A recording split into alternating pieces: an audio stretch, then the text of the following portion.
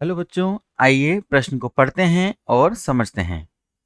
अतिपरवलय के समुच्च x Y बराबर के, जहां पर के वास्तविक संख्याओं का अवयव है, पर विचार कीजिए।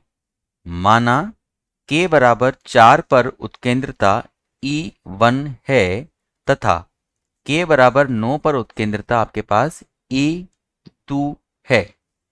तब E1 माइनस E2 का मान है। यहां पर हमें 4 विकल्प दिए गए हैं: ऋण 1, 2, 0 तथा 3। देखिए, सबसे पहले हम प्रश्न की मुख्य अवधारणा पर आते हैं और मुख्य अवधारणा में लिखते हैं कि मुख्य अवधारणा, हम जानते हैं कि समकोणीय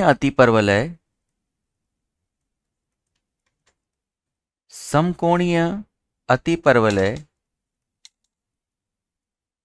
की उत्केंद्रता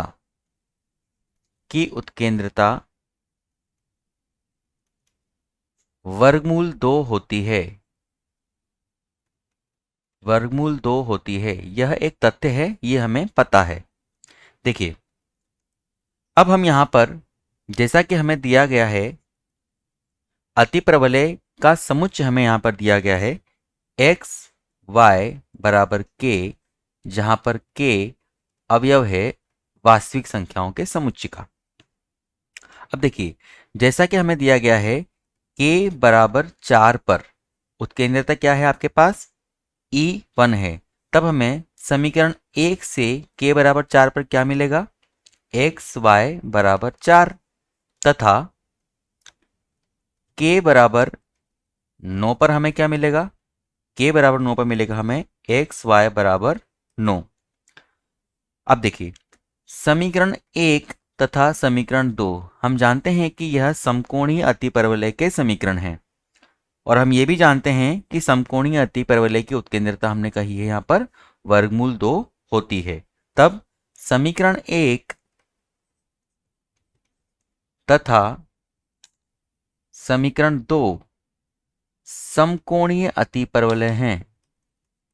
समकोणीय अतिपरवलय हैं। तब E1 का मान कितना हो जाएगा बेटा, यह वर्गमूल 2 हो जाएगा तथा E2 का मान भी कितना होगा, वर्गमूल 2 ही होगा। यदि हम यहां से E1 ऋण E2 ज्ञात करते हैं तो वर्गमूल 2 में से वर्गमूल 2 घटाने पर आपके पास 0 प्राप्त होता है। तो इस तरह से हमारा विकल्प नंबर सी यहां पर सही हो जाता है। मुझे आशा है बच्चों आपको यह प्रश्न समझ में आया होगा। धन्यवाद।